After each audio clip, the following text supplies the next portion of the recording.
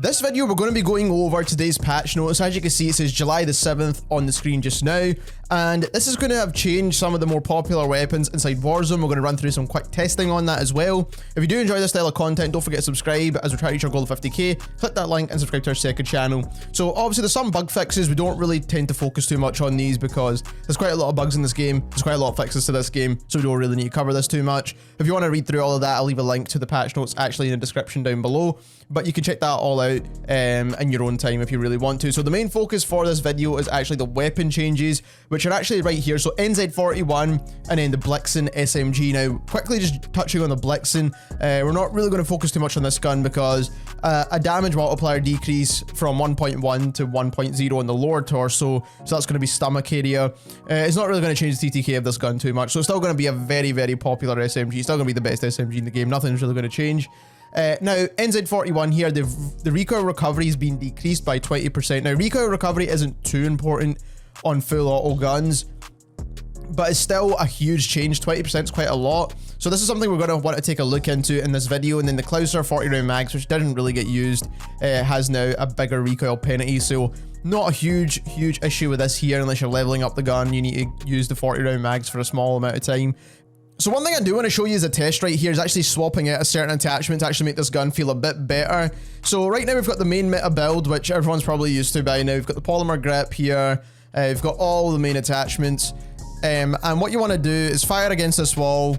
There is a little bit more bounce when it comes to landing the shots there. You can see a little bit of the more visual recoil on the weapon as well. Let's try and control it a little bit as well here. It's still relatively easy to control. Bit more recoil than you would expect though.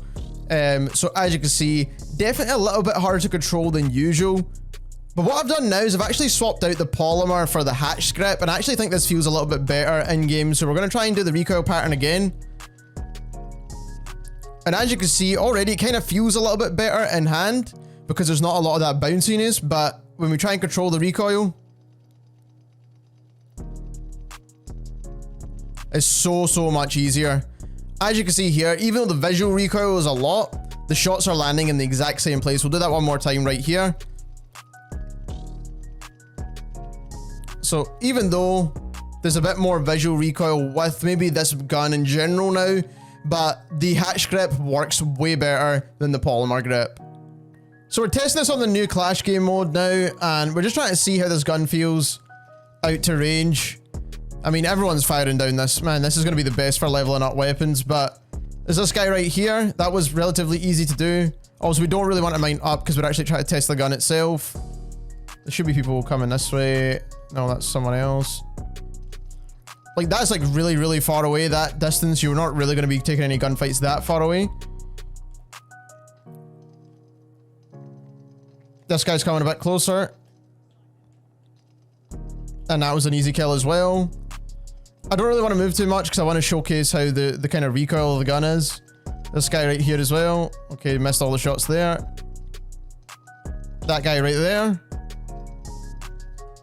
We just need to get some more ammo.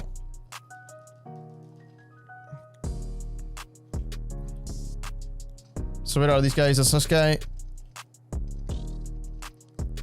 Okay, got an assist on that one.